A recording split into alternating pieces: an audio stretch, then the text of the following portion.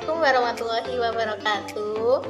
Perkenalkan, nama saya Devi Laili Wahyu Utami, NIM 14014418416, nomor presensi 18. Nah, di sini saya akan membahas tentang konsep layanan pendidikan bagi anak berkebutuhan khusus.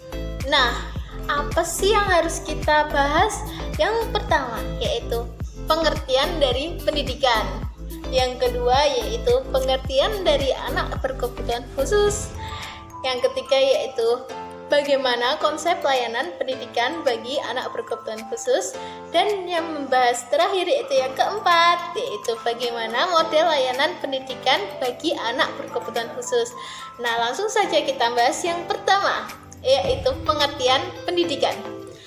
Pendidikan adalah usaha sadar dan sistematis yang dilakukan oleh orang-orang yang disertai atau yang bertanggung jawab untuk mempengaruhi peserta didik agar mempunyai sifat yang sesuai dengan cita-cita pendidikan.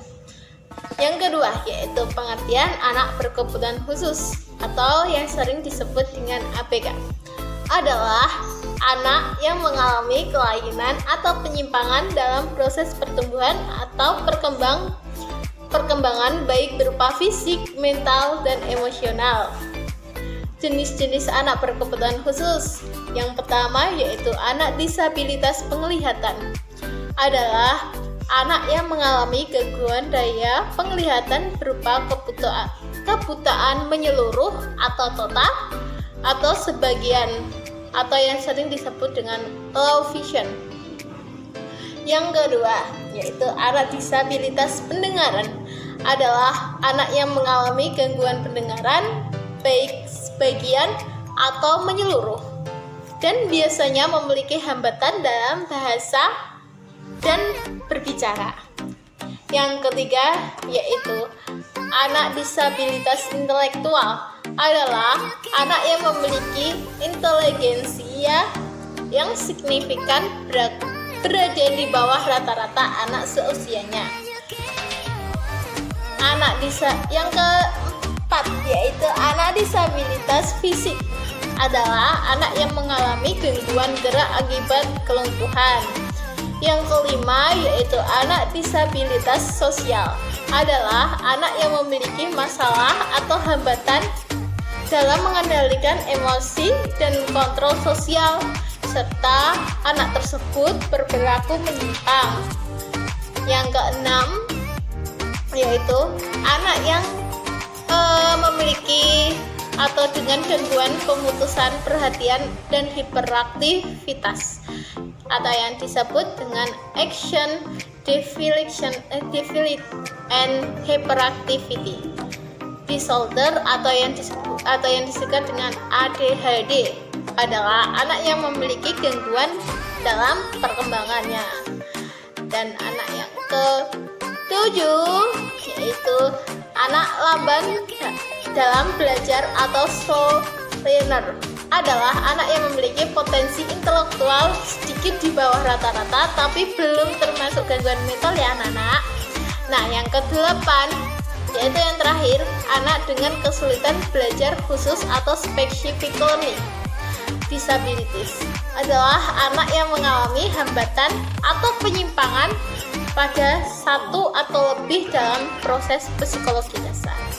Nah, selanjutnya kita akan membahas yang ketiga yaitu apa? Konsep layanan pendidikan bagi anak berkebutuhan khusus. Konsep layanan memiliki arti yang sama meskipun dalam konteks kegiatan berbeda, yaitu suatu jasa yang diberikan oleh seseorang kepada orang lain untuk memenuhi kebutuhannya. Dalam beberapa terminologi, istilah layanan ini diartikan sebagai yang pertama, yaitu cara melayani. Yang kedua yaitu usaha melayani kebutuhan orang lain. Yang ketiga, yang terakhir yaitu kemudahan yang diberikan sehubungan dengan jual beli jasa atau barang.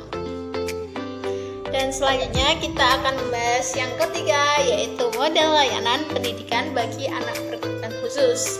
Anak berkebutuhan khusus memiliki tingkat kekhususannya yang amat amat beragam baik dari segi jenis, sifat, kondisi maupun kebutuhannya. Dengan beragamnya model pendidikan tersebut dapat lebih memudahkan anak-anak berkebutuhan khusus dan orang tuanya untuk memilih layanan pendidikan yang sesuai dengan karakteristik dan kebutuhan pada peserta didik. Ada beberapa model layanan pendidikan bagi anak berkebutuhan khusus. Yang pertama yaitu model segregensi. Model ini mencoba memberikan layanan pendidikan secara khusus dan terpisah dari kelompok anak-anak yang normal maupun ABK lainnya. Dalam praktiknya, masing-masing kelompok anak dengan jenis kekhususannya yang sama didikannya pada lembaga pendidik yang melayani sesuai dengan kekhususannya tersebut. Sebagai contohnya yaitu SLB A, Lembaga Pendidik untuk Anak Tunanetra, SLB paket B yaitu Lembaga Pendidikan Anak Tunarungu, dan SLBC yaitu Lembaga Pendidik untuk Anak Tunagrahita, SLBD yaitu Lembaga Pendidik untuk Anak Tunadaksa. Nah, kelebihan dari model ini yaitu yang pertama, anak merasa senasib sehingga dapat menghilangkan rasa minder terhadap anak lain, rasa rendah diri, dan membangkitkan semangat menyongsong kehidupan di sehari-hari yang akan mendatang.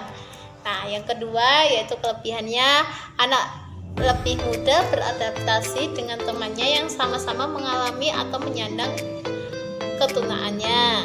Yang ketiga yaitu anak termotivasi dan bersaing secara sehat dengan sesama temannya yang bisa dikatakan senasib di sekolahnya, dan anak lebih mudah bersosialisasi tanpa dibayangi rasa takut bergaul, minder, dan rasa kurang percaya diri. Nah, adapun kelebihan mesti ada kekurangan. Kekurangan pada model ini yang pertama, anak terpisah dari lingkungan anak lainnya sehingga anak sulit bergaul dan menjalani komunikasi dengan mereka yang atau yang sering bisa dikatakan dengan anak-anak normal lainnya. Yang kedua yaitu anak merasa terkungkung dan dibatasi pergaulannya dengan anak-anak yang cacat saja sehingga pada gilirannya untuk mendapat penghambatan atau perkembangan sosialnya di masyarakat. Dan yang terakhir yaitu kekurangannya, anak merasa ketidakadilan dalam kehidupan di sekolah yang terbatas bagi mereka yang tergolong berkelainan.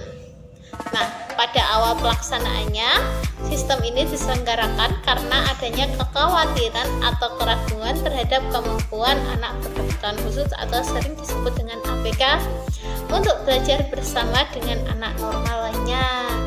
Dan ada 4 bentuk penyelenggaraan pendidikan dengan sistem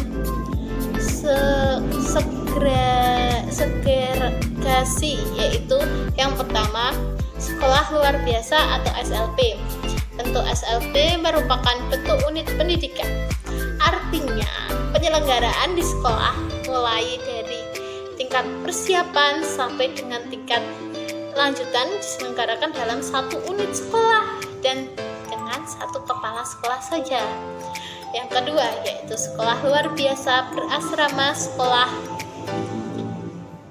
Sekolah luar biasa berasrama merupakan bentuk sekolah luar biasa yang dilengkapi dengan fasilitas seperti kayak asrama.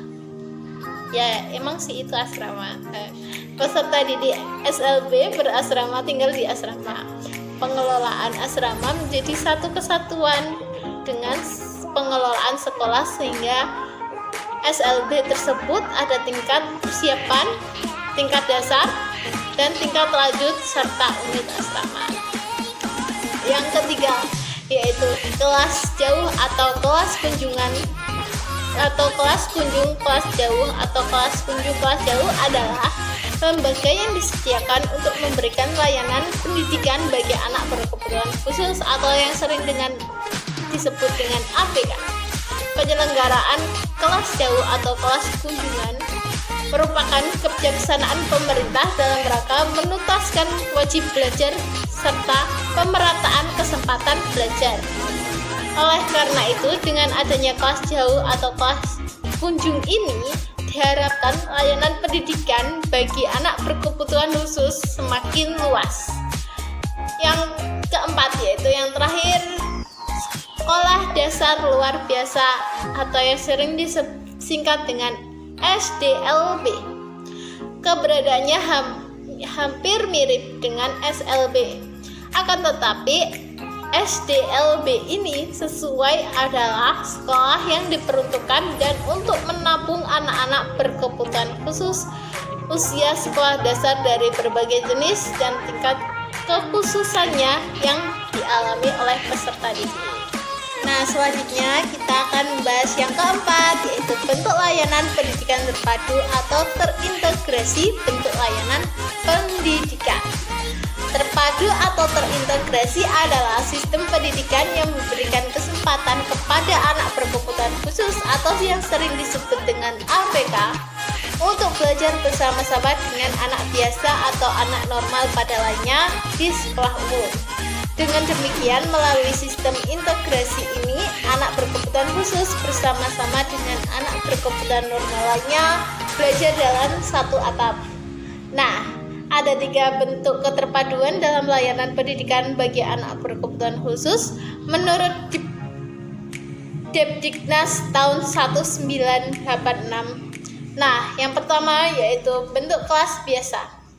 Dalam bentuk keterpaduan ini, anak berkebutuhan khusus belajar di kelas biasa secara penuh dengan menggunakan kurikulum pada biasanya. Oleh karena itu, sangat diharapkan adanya pelayanan dan bantuan guru kelas atau guru bidang studi semaksimal mungkin dengan memperhatikan petunjuk-petunjuk khusus dalam pelaksanaan kegiatan belajar mengajar di kelas biasa. Yang kedua yaitu kelas biasa dengan ruang bimbingan. Dengan ruang bimbingan khusus pada keterpaduan ini, anak berkebutuhan khusus belajar di kelas biasa dengan menggunakan kurikulum biasa, serta mengikuti pelayanan khusus untuk mata pelajaran tertentu yang tidak dapat diikuti oleh anak kebutuhan khusus bersama dengan anak kebutuhan normal pada lainnya. Pelayanan khusus tersebut diberikan di ruang bimbingan khusus oleh guru pembimbing khusus atau yang disingkat dengan GPK. Dengan menggunakan pendekatan individu dan metode peraga yang sesuai. Yang ketiga yaitu bentuk kelas khusus. Dalam keterpaduan ini, anak berkebutuhan khusus mengikuti pendidikan sama dengan kurikulum di SLB seperti biasa, secara penuh di kelas khusus pada sekolah umum untuk melaksanakan program pendidikan terpadu. Keterpaduan ini sering disebut juga keterpaduan lokali bangunan atau keterpaduan yang bersifat sosialisasi. Pada tingkat keterpaduan ini, guru membimbing khusus berfungsi sebagai pelaksanaan program di kelas khusus. Terima kasih. Apabila ada kesalahan, saya mohon maaf dan semoga materi ini dapat bermanfaat untuk kalian semua. Wassalamualaikum warahmatullahi wabarakatuh. Sampai jumpa. Tetap semangat.